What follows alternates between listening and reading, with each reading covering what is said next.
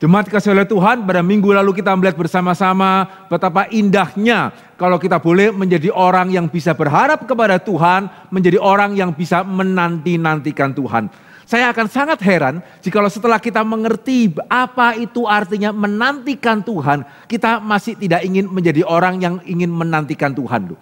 Saya akan sangat bingung kalau ada di antara kita yang mengatakan, wah rasanya lebih enak menjadi orang yang pasrah ya. Tidak usah mikir, tidak usah ngapa-ngapain, atau menjadi orang yang pemimpi saja ya. Mikir tok, tidak perlu melakukan apa-apa. Demikian juga akan sangat membingungkan kalau ada di antara saudara yang memilih untuk menjadi orang yang gampang panik atau yang suka terobsesi ketimbang menjadi orang yang belajar menantikan dan berharap kepada Tuhan. Ya, sehingga di sini kita melihat apa yang Tuhan janjikan. Memang seringkali itu sulit untuk dicapai, tetapi apa yang Tuhan janjikan itu selalu merupakan hal yang berharga. Kalau kita sungguh-sungguh mengerti apa itu menantikan Tuhan, apa itu berharap kepada Tuhan, saya percaya setiap kita ingin menjadi orang yang bisa berharap kepada Tuhan. Tapi sekarang pertanyaannya, bagaimana? Ya, bagaimana supaya kita tidak menjadi orang Kristen yang pasrah, yang hanya bermimpi, yang panik, yang terobsesi. Bagaimana kita bisa menjadi orang Kristen yang memiliki pengharapan yang teguh. Ya, mari sebelum kita melangkah lebih lanjut, saya ingin mengajak setiap kita bersama-sama masuk di dalam doa. Mari kita berdoa. Bapa dalam kerajaan surga, bersyukur dan berterima kasih sekali lagi ya Tuhan, kami masih boleh beribadah di dalam situasi yang sangat terbatas, di dalam suasana yang sangat sederhana. Biarlah Tuhan tetap boleh berbicara kepada setiap kami ya Tuhan, dan biarlah melalui firman-Mu Tuhan boleh mengubahkan kami, sehingga kami tidak lagi menjadi orang yang pasrah, yang hanya tahu bermimpi, yang mudah panik atau yang terobsesi, tapi kami boleh belajar menjadi orang yang menantikan Tuhan. Pakai hamba-Mu dalam segala keterbatasannya ya Tuhan. Persiapkan setiap kami di tempat ini. Dalam nama Yesus kami berdoa dan kami bersyukur. Amin. Nah saudara, untuk menjawab pertanyaan bagaimana kita bisa menjadi orang Kristen yang bisa memiliki pengharapan yang pasti, saya ingin mengajak kita kembali melihat ayat yang sudah kita renungkan pada minggu yang lalu. Dari Roma pasal yang kelima, ayat yang ketiga hingga ayat yang keempat yang berbunyi demikian. Dan bukan hanya itu saja, kita malah bermegah juga di dalam kesengsaraan kita, karena kita tahu bahwa kesengsaraan itu menimbulkan ketekunan, dan ketekunan itu menimbulkan tahan uji, dan tahan uji menimbulkan pengharapan. Nah saudara, sekali lagi mulai minggu yang lalu kita melihat bersama-sama ada 4 macam orang Kristen. Ya, ada orang Kristen yang pasrah, ada orang Kristen yang hanya bisa bermimpi, ada orang Kristen yang mudah panik atau terobsesi, dan terakhir ada orang Kristen yang menantikan Tuhan. Nah saudara, sebelum kita melangkah lebih lanjut ya, sebetulnya akan sangat baik kalau kita boleh mengambil waktu merefleksikan saudara dan saya selama ini termasuk yang mana. Ya, supaya jangan kita kemudian over pede ya, merasa bahwa wah kalau saya ya pastinya menantikan Tuhan. Itu pengharapan saudara atau memang realitanya begitu? Ya, betulkah saudara secara realita orang yang menantikan Tuhan? Ataukah itu yang saudara harapkan tetapi realita hari ini mungkin sebagian besar atau mungkin sebagian kita jangan-jangan sudah mulai pasrah ini. Atau yang tidak pasrah mungkin cuma mimpi ini. Atau yang tidak pasrah dan tidak mimpi mungkin itu hanya panik atau terobsesi. Betul ya? Banyak hari ini orang terobsesi untuk forward berita ya. Obsesi forward begitu ya. Tapi pada waktu ditanya itu sudah benar atau belum? Wah ya enggak tahu. Sudah masih ingat ya minggu yang lalu orang yang pasrah itu berarti mikir juga enggak, bertindak juga enggak. Orang yang mimpi mikirnya banyak, tindakannya enggak ada. Orang yang panik dan terobsesi cepat sekali tindakannya. Tetapi mikirnya itu seringkali kurang. Tetapi orang yang menantikan Tuhan, dia tahu bagaimana harus berpikir, dia tahu bagaimana harus bertindak, dia harus berpengharapan kepada Tuhan, dan dia menerima kekuatan baru daripada Tuhan. Ya, sehingga kita perlu tahu ya, kita hari ini itu sedang di dalam posisi mana, meskipun jelas kita sama-sama ingin menjadi orang Kristen yang bukan pasrah, bukan hanya bisa bermimpi, tidak mudah panik, tidak terobsesi, tetapi tahu bagaimana menantikan Tuhan. Nah saudara, bagian firman Tuhan tadi yang kita baca menunjukkan kepada kita, jikalau kita mau menjadi orang Kristen yang menanti-nantikan Tuhan, ada tahapan yang kita harus lalui. Ya tidak otomatis dari kesengsaraan kemudian langsung lompat menjadikan kita sebagai orang-orang yang bisa berpengharapan. Tidak, ada tahapan yang mesti dijalani. Alkitab mengatakan bahwa penderitaan itu memberikan kepada kita kesempatan untuk bertekun. Ya, kesengsaraan itu menimbulkan ketekunan. Ketekunan itu apa? Ya, ketekunan di sini dari kata Yunani hupomone yang artinya adalah daya tahan. Begitu ya, daya tahan khususnya di dalam menghadapi saat-saat yang sulit. Ya, sehingga sebagai salah satu contohnya saja, ini adalah kata yang banyak dipakai pada waktu itu untuk berbicara atau untuk menunjuk prajurit. Ya, yang mempunyai daya tahan secara fisik, begitu ya. Sehingga seorang prajurit dia tahan bagaimana dalam kondisi yang ekstrim, dia tahan bagaimana bergerak di dalam situasi yang sangat terjepit, dia tahan di dalam pressure yang sangat besar. Kenapa? Ya karena dia mempunyai hupomone, begitu ya. Dia mempunyai daya tahan. Dan firman Tuhan mengatakan kepada kita pada hari ini bahwa kesengsaraan memberikan kepada kita kesempatan untuk belajar bertekun. Ya, kenapa kita harus bermegah di dalam kesengsaraan kita? Karena pada waktu kita menghadapi kesengsaraan, itu berarti tinggal satu langkah lagi, tinggal dijalani saja. Ya, maka ketekunan itu akan menjadi milik kita. Ya, sehingga hari ini misalnya saja ya, seperti kita mau memasak. Ya, kita sudah tidak perlu mencari apa-apa lagi ya. Semua sudah tersedia di depan kita, semua bahannya sudah ada di depan kita, juga kemudian kompor ini juga sudah menyala, airnya juga ada di sana, atau minyaknya sudah ada di sana. Sehingga tinggal satu langkah lagi untuk saudara mematengkan ya semua bahan yang sudah tersedia dan yang sudah diolah. Ya, sehingga bagi seseorang ya yang mau menjadi prajurit, pada waktu dia masuk ke dalam tempat pelatihan dan dia melihat ada banyak rintangan di sana ya. Kalau sudah pernah melihat bagaimana seorang prajurit dilatih, tidak mungkin dilatih itu di tempat-tempat yang empuk. Ya, seorang prajurit pada waktu dilatih berarti dia akan dibawa ke suatu tempat yang penuh dengan rintangan. Tetapi ketika seseorang memang mau menjadi prajurit, pada waktu dia melihat rintangan itu, dia akan bersukacita, dia akan bermegah. Karena itu berarti kalau sampai dia bisa tiba di tempat latihan yang penuh rintangan, itu berarti dia sudah lulus ujian penerimaan, itu berarti dia sudah diterima, dan itu berarti dia sudah dekat sekali dengan tahapan menjadi seorang prajurit yang baik, yang fisiknya itu bisa tahan terhadap situasi yang harus dihadapi oleh seorang prajurit. Sehingga itu kenapa Alkitab mengatakan kamu mestinya bermegah di dalam kesengsaraan. Karena pada waktu kita berada di dalam kesengsaraan ya, ini mudah. Ya, karena satu-satunya hal yang perlu kita jalani itu adalah tinggal menjalani.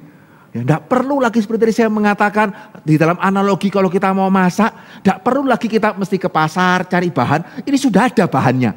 Ya, bahkan tidak perlu lagi kita kemudian menyalakan kompor untuk merebus air, airnya itu sudah siap. Satu-satunya cara ya tinggal memasukkan, begitu ya. Dan ketika itu dimasukkan, itu pasti akan mateng. Amin. Ya, tidak ada itu namanya bahan makanan kemudian dimasukkan ke dalam air yang mendidih dan tidak matang. Ya tinggal dijalani saja. Ya, demikian pula tidak ada itu prajurit yang secara teratur dia mengikuti pelatihan yang diberikan dan kemudian tidak mempunyai fisik yang lebih baik. Sehingga itu kenapa bermegahlah engkau di dalam kesengsaraan, karena itu berarti tinggal dijalani, tinggal satu langkah lagi engkau akan mempunyai suatu ketekunan di dalam dirimu. Tapi di sisi yang lain, apa yang mudah ini juga sekaligus menjadi apa yang sulit.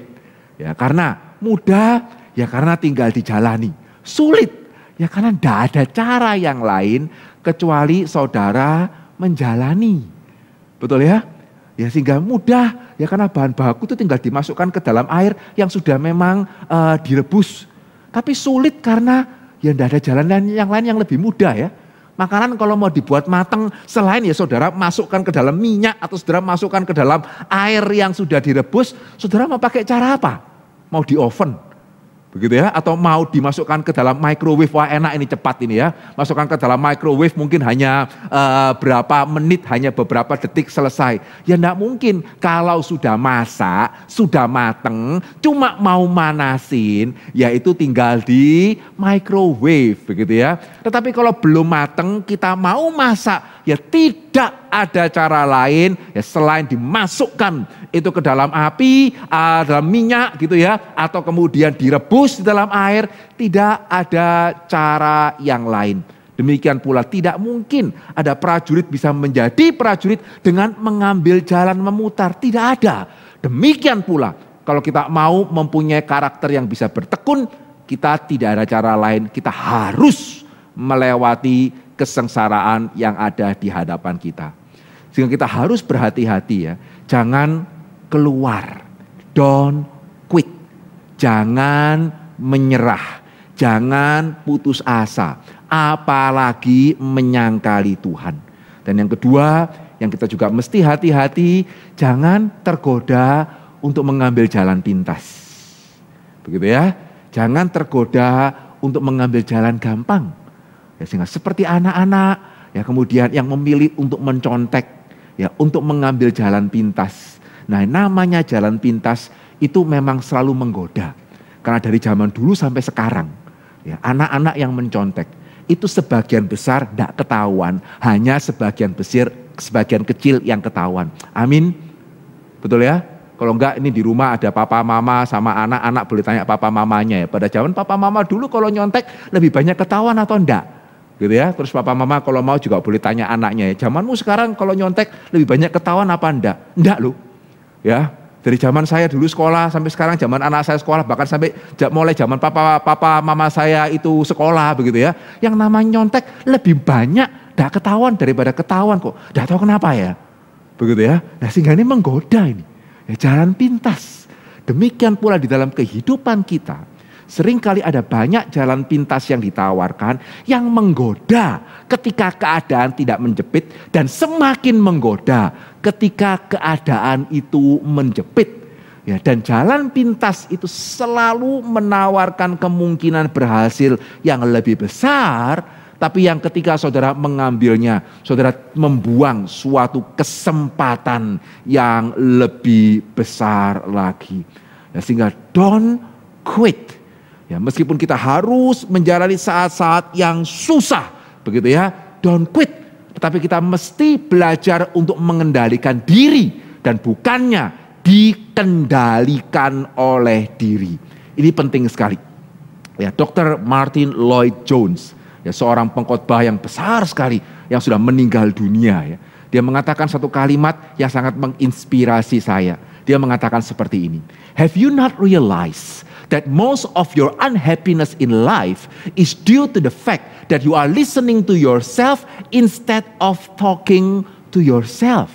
Ya, tidakkah engkau sadari bahwa sebagian besar ketidakbahagiaan di dalam hidupmu itu karena engkau lebih suka mendengarkan dirimu ketimbang ngomong kepada dirimu itu sendiri. Wah, diri kita merasa ini repot, ya wes memang ini repot. Wah, diri kita mengatakan, kamu ndak bisa apa-apa, pasrah saja. Ya wes, saya pasrah saja. Diri kita mengatakan, wah ini bahaya, kamu mesti panik. Ya sudah, kita panik saja begitu ya. Diri kita mengatakan, semua orang sekarang itu forward berita-berita. Kamu juga mesti ikut forward berita-berita. Ya wes, kita terobsesi juga forward berita-berita tanpa mikir ini benar atau tidak. Begitu ya. Ya sehingga sebagian besar ketidakbahagiaan di dalam hidup kita karena saudara terlalu banyak dengar diri, tidak berbicara kepada diri. Ya, dan ini bukan hanya berlaku untuk remaja pemuda ya. Saya ingat, kalau saudara ingat di awal kita mulai di awal kita mulai kebaktian online ya. Betul ya, di awal mulai sekolah diliburkan, saya mengatakan ini remaja yang hari ini happy-happy karena libur, itu pasti tidak akan lama itu. Ya, karena tidak lama lagi kemudian mereka akan boring kok. Dan banyak hari ini remaja sudah very boring ya, bosen sekali begitu ya. Di rumah terus menerus tidak ngapa-ngapain. Kenapa? Ya karena banyak remaja cuma mendengarkan diri. Diri mau main game ya main game. Diri mau males ya ikut males. Sehingga akhirnya membuang waktu yang begitu banyak. Tapi firman Tuhan mengatakan ini bukan cuma masalah remaja ya. Ini seringkali juga menjadi masalah orang Kristen. Kita lebih banyak mendengarkan diri sendiri daripada mendisiplin diri kita sendiri. Dan bahkan kalau saya boleh mengatakan, ini bukan cuma sekedar masalah remaja, juga bukan cuma sekedar masalah orang Kristen yang masih baru atau yang masih level awal begitu ya. Bahkan orang Kristen yang levelnya mestinya sudah lumayan. Kalau saudara dan saya tidak berhati-hati, kita akan cenderung menjadi orang yang lebih gampang mendengarkan diri daripada berkata kepada diri sendiri. Ya karena pemazmur pun ya pada kita melihat dia pun harus memaksa berkata kepada dirinya sendiri dan bukannya mendengar dirinya sendiri. Ya Mazmur 42 ayat yang ke-6 dikatakan apa? Di sini pemazmur berbicara dengan dirinya ya. Mengapa engkau tertekan hai jiwaku? Ya dan gelisah di dalam diriku. Berharaplah kepada Allah sebab aku akan bersyukur lagi kepadanya, penolongku dan Allahku. Saudara perhatikan, di sini kita melihat seorang pemazmur yang mestinya kerohaniannya itu sudah jauh lebih baik daripada saudara dan saya, begitu ya. Itu pun dia harus memaksa diri untuk berbicara kepada dirinya. Ya diri seorang pemazmur pun itu bisa tertekan. Ya diri daripada seorang pemazmur pun itu bisa gelisah. Tapi bedanya pemazmur tidak sama dengan kita. Aduh jiwa saya tertekan. Ya wes saya tak ikut tertekan aja deh. Lawang jiwa saya di dalam sudah tertekan. Aduh sekarang saya gelisah. Ya wes saya tak panik aja lah. Begitu ya. Karena dari dalam saya sudah gelisah. Ternyata di sini yang membedakan pemazmur dengan kita bukan karena level pemazmur ya, tidak pernah tertekan, tidak pernah gelisah. Level saudara dan saya ini yang tertekan dan gelisah terus ya, sehingga pasrah, bermimpi, panik, obsesi. Tidak. Tapi yang membedakan adalah pemazmur tidak memanjakan dirinya, ya tidak memanjakan perasaannya, tidak mau kalah kepada perasaannya yang salah, sehingga dia berbicara kepada dirinya sendiri. Mengapa engkau tertekan hai jiwaku dan gelisah di dalam diriku? Tidak, berharaplah kepada Allah sebab aku akan bersyukur lagi kepadanya, penolongku dan Allahku. Dan kalau saudara melihat dia mengatakan ini bukan cuma satu kali. Karena di Mazmur 42 ayat yang ke-12 dia mengatakan untuk kedua kalinya. Dan di Mazmur 43 ayat yang terakhir yang merupakan satu kesatuan dengan Mazmur 42, pemazmur mengulangi kalimat yang sama untuk yang ketiga kalinya. Ya, sehingga di sini kita melihat memang tidak gampang. Ya pada waktu kita harus melalui masa-masa yang sengsara, masa-masa seperti ini. Begitu ya, saya banyak mendengar kesaksian yang baik. Ya hari ini sudah tidak bisa lagi seperti dulu. Dulu saya sudah tahu sekian bulan ke depan itu akan jadi seperti apa. Sekarang tidak tahu loh. Betul ya? Karena sekarang kita tidak tahu lagi ini ke depan akan seperti apa. Sehingga sangat gampang untuk jiwa kita tertekan dan sangat gampang kemudian kita mempuk-puk diri kita sendiri dan ikut mengekspresikan ketertekanan itu di dalam kehidupan kita sehari-hari. Tapi pemazmur mengatakan don't quit. Ya, jangan menyerah, jangan kompromi, tetaplah berjalan. Ya, karena Tuhan yang kita percaya adalah Tuhan yang memang tidak pernah berjanji akan melepaskan kita dari segala pencobaan, tetapi Tuhan yang berjanji bahwa pencobaan itu tidak akan pernah melebihi kekuatan kita. Ya, 1 Korintus 10 ayat 13 mengatakan, pencobaan-pencobaan yang kamu alami ialah pencobaan-pencobaan biasa. Maksudnya apa? Apakah sekedar pencobaan yang ringan? Enggak. Ya, corona ini memang enggak ringan. Tapi apa maksudnya pencobaan biasa? Artinya adalah pencobaan yang tidak akan melebihi kekuatan manusia. Sebab Allah itu setia. Dan karena itu ia tidak akan membiarkan kamu dicobai melampaui kekuatanmu. Bukan tidak akan membiarkan kamu dicobai, ya. Tapi dia tidak akan membiarkan kamu dicobai melampaui kekuatanmu. Pada waktu kamu dicobai, ia akan memberikan kepadamu jalan keluar. Sehingga kamu dapat menanggungnya. Ya, meskipun tetap kamu harus menanggungnya. Ya, sehingga pada waktu saya merenungkan firman Tuhan kali ini, saya teringat satu cerita ya, di dalam buku yang ditulis oleh C.S. Lewis, Screwtape Letters. Itu salah satu buku yang paling insightful ya, yang pernah saya baca begitu ya. C.S. Lewis bukan yang Narnia ya, begitu ya, tetapi Screwtape Letter dia dengan sangat kreatif. Begitu ya, dengan sangat kreatif menulis bukunya dari kacamata seorang iblis senior yang memberikan nasihat kepada seorang iblis junior.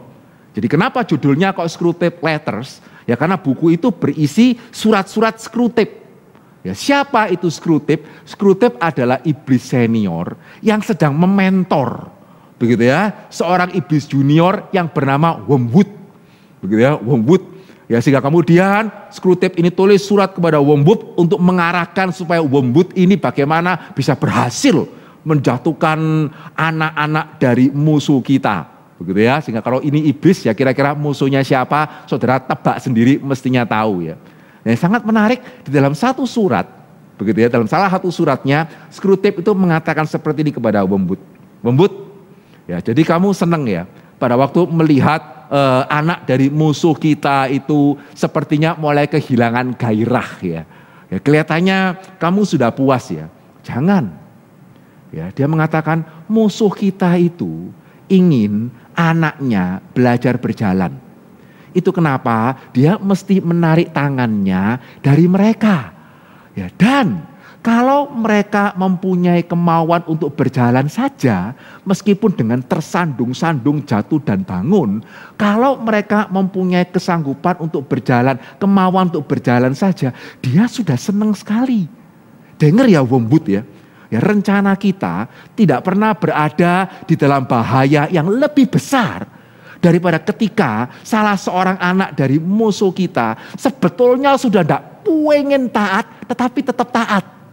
Ya, ketika dia lihat kanan, lihat kiri, ke dalam seluruh penjuru alam semesta, kok tidak ada tanda-tanda penyertaan bapaknya, dan dia garuk-garuk kepala, heran, saya salah apa ya?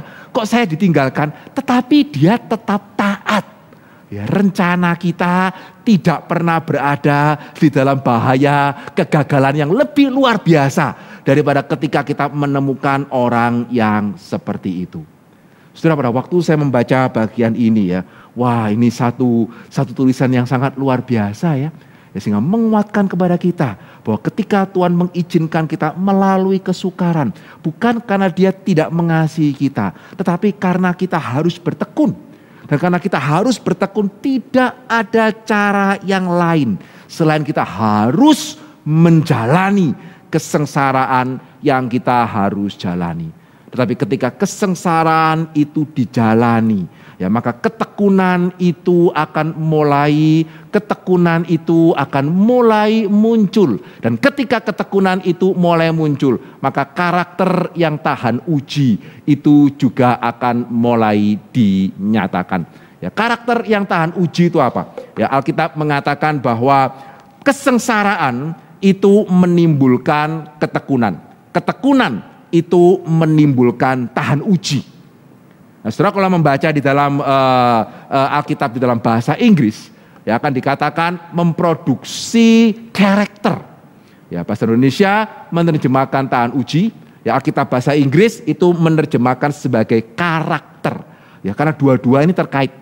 Ya, kata yang dipakai itu menunjukkan suatu kualitas yang sudah disepakati atau distempel ya, sudah dianggap sah. Ya, suatu karakter yang kestabilannya itu sudah melalui suatu quality control. Ya, sudah distempel. Ini sudah memenuhi syarat. Nah, itu namanya tahan uji. Ya, itu namanya karakter. Ya, sudah distempel bahwa kita ini sudah lulus. Ya, sehingga saudara kalau ada yang suka jam, ya kalau saudara baca ada jam. itu tulisannya chronometer certified. Bukan chronograph ya, chronograph itu jam yang dipakai untuk stopwatch seperti stopwatch itu ya. Tapi chronometer, ya sehingga jam yang ditulis chronometer itu semua yang lain bisa kelihatan sama itu. Ya 2 jam yang persis sama.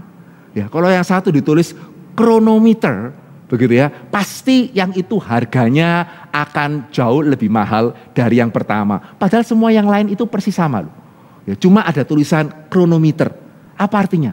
Karena jam yang ada tulisan chronometer itu berarti sudah di-approve. Ya, sudah disahkan oleh satu lembaga di Swiss. Ya, bahwa jam itu mau ditaruh di dalam posisi apapun, ya mau diapa-apakan pun, itu akan menunjukkan detik waktu secara tepat. Begitu ya, kalaupun dia lebih lambat atau lebih cepat dalam satu hari, itu hanya dalam hitungan beberapa detik saja. Ya hanya sekian detik lebih cepat atau sekian detik lebih lambat. Lebih dari itu tidak bisa mendapat sertifikat chronometer. Ya sehingga jam yang sudah disertifikat chronometer, wah kenapa itu lebih mahal ya? Ya karena ini sudah disahkan, begitu ya, sudah di-approve, ya akan memberikan petunjuk waktu yang akurat. Ya sehingga di sini kata yang sangat baik adalah produce, ya akan menghasilkan. Itu berarti sesuatu hal yang alamiah, tapi juga di sisi lain sesuatu hal yang memerlukan proses. Betul ya, alamiah. Kalau semua bahan makanan itu direbus, ya alamiahnya itu akan matang. Ya kalau prajurit yang setiap hari ikut latihan, alamiahnya dia akan mempunyai fisik yang bertahan. Demikian juga orang Kristen yang sudah bertekun di dalam kesulitan, ya dia tidak quit, dia tidak nyerah, dia tidak mengambil jalan pintas. Dia mengatakan kepada hatinya untuk bertahan kepada Tuhan, begitu ya, berserah kepada Tuhan. Maka setelah beberapa saat bertekun di dalam penderitaan, karakter stabil, ya karakter tahan uji itu akan mulai terbentuk di dalam diri kita.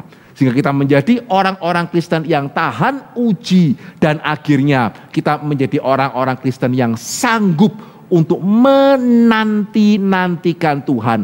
Meskipun waktunya tidak singkat, mungkin lama, tetapi karena kita sudah stabil, ya kita bisa menanti-nantikan Tuhan, menanti-nantikan waktu Tuhan. Ya sehingga respon yang benar akan menghasilkan karakter yang stabil, yang pada waktunya memampukan seseorang untuk berharap. Sehingga hari ini 2 buah pilihan diberikan kepada kita, baik yang remaja pemuda yang sedang bosan-bosannya ini, ya maupun kita yang sedang di rumah mungkin tidak bisa melakukan apa yang kita senangi, yang kita bisa lakukan sebelum virus corona, dan diberikan kepada kita yang tidak tahu betul-betul ke depan akan seperti apa. Saudara mau milih yang mana?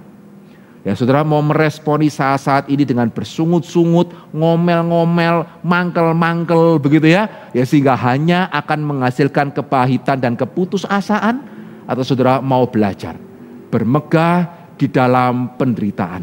Saudara mau belajar untuk bagaimana bertekun, sehingga biarlah sekali lagi semua kesulitan yang hari ini kita lewati sungguh-sungguh boleh memproses kita, ya sehingga kita yang bermegah dan kita yang bertekun, kita boleh memiliki karakter yang stabil. Orang-orang Kristen yang tidak gampang pasrah, yang tidak cuma bisa mimpi, yang tidak gampang panik, dan yang tidak terobsesi. Tapi orang-orang Kristen yang stabil dan yang sanggup menanti-nantikan Tuhan, dan yang mendapatkan kekuatan baru daripada Tuhan. Kiranya Tuhan boleh menolong kita, bukan memilih yang pertama. Tuhan boleh menolong kita untuk boleh menyikapi seperti sikap yang benar. Amin. Mari kita